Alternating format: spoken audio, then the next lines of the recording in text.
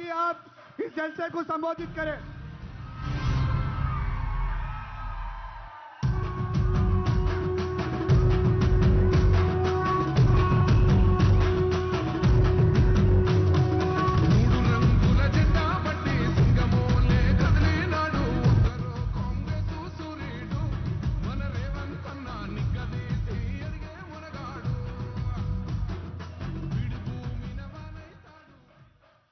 जय Congress गट्टिगा farm house में जो सो गए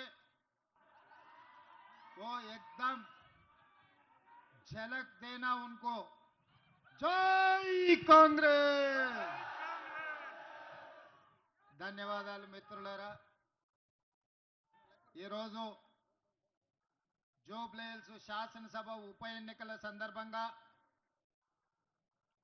షేక్పేట్ డివిజన్లో స్థానిక కార్పొరేటర్ ఫ్రాత్ నేతృత్వంలో కార్వాన్ శాసనసభ్యులు కౌసర్బాయ్ నాయకత్వంలో మా సహచర మంత్రివర్గ సభ్యులు మా పిసిసి అధ్యక్షులు ఈనాటి ఎన్నికలలో కాంగ్రెస్ పార్టీ అభ్యర్థి నవీన్ యాదవ్ను గెలిపించడానికి వేలాదిగా తరలి వచ్చినందుకు షేక్పేట్ శక్తిని చూపించినందుకు మీకు అందరికీ మనస్ఫూర్తిగా ధన్యవాదాలు కృతజ్ఞతలు తెలియజేస్తున్న మిత్రులారా ఈ ఎన్నికలు సెంటిమెంటా డెవలప్మెంటా ఆలోచన చేయండి।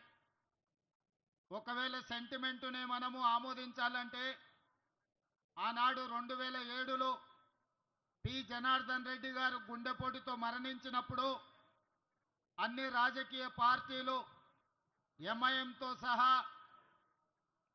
తెలుగుదేశం పార్టీ పీజేఆర్ కుటుంబానికి ఏకగ్రీవం ఇవ్వాలి అనంటే సెంటిమెంట్ రాజకీయాలకు కాలం చెల్లింది, పీజేఆర్ కుటుంబానికి ఏకగ్రీవంగా ఇచ్చేది లేదు అని చంద్రశేఖరరావు గారు నిర్ణయం తీసుకుంటే ఆనాడు పీజేఆర్ కుటుంబం కేసీఆర్ను కలవడానికి వెళ్తే గేటు బయట 3 గంటల్లో నించోబెట్టి అపాయింట్మెంట్ ఇవ్వకుండా అవమానించి ఆనాడు ఉప ఎన్నికలకు నాంది పలికిందే చంద్రశేఖరరావు గారు।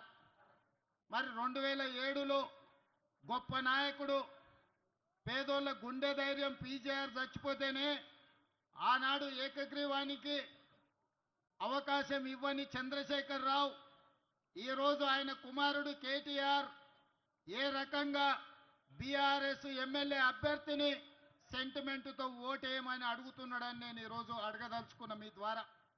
నిజంగానే సెంటిమెంటుకు ఓటు అడగాలంటే మొట్టమొదట జూబ్లీహిల్స్ ఖైరతాబాద్ చౌరస్తాలో పీజేఆర్ విగ్రహం ముందు బీఆర్ఎస్ నాయకులు ముక్కు నేలకు రాసి పీజేఆర్ ఆత్మకు క్షమాపణ చెప్పిన తర్వాతనే జూబ్లీహిల్స్ ఎన్నికల్లో బీఆర్ఎస్ వాళ్ళు ఓటు అడగాలి। ఇవాళ షేక్పేట కావచ్చు,